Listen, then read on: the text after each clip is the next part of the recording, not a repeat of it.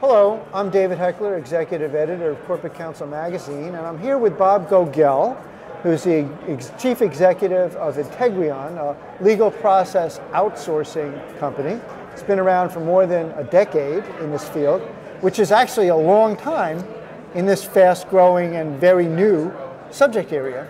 It is. As we've talked before, David, the outsourcing industry has been around for a long time now. It started probably in the IT industry, and most recently, about 10 years ago, LPO was invented, largely because the corporate counsels were putting a lot of pressure on their outside law firms to find ways to become more efficient and effective in what they did.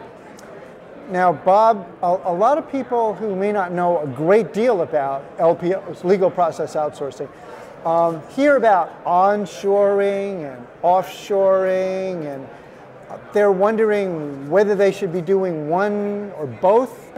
Sure. First of all, let's start with some basic definitions. Now, onshoring really depends where you're sitting, right? If you're sitting in the U.S. and you can talk about nearshoring.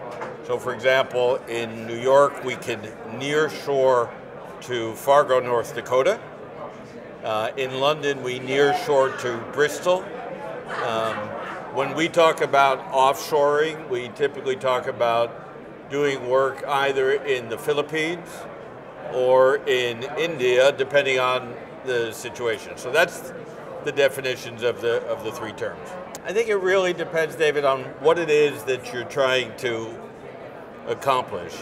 Is it to leverage your existing staff resources and augment what you currently have?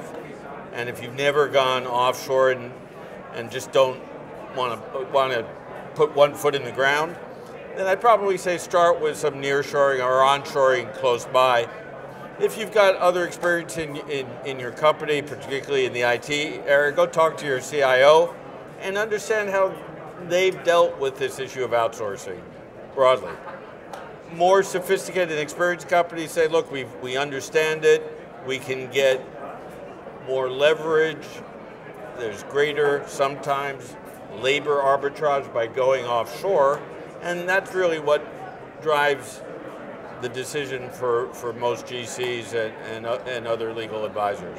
Okay, and what are the legal matters that companies are using your services to accomplish? There are quite a few kinds of things, ranging from litigation support, so we will do document reviews.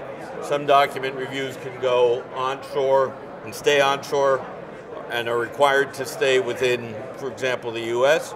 Other matters can go offshore, and it really depends on the kind of matter. Thank you, Bob, and thanks for joining us.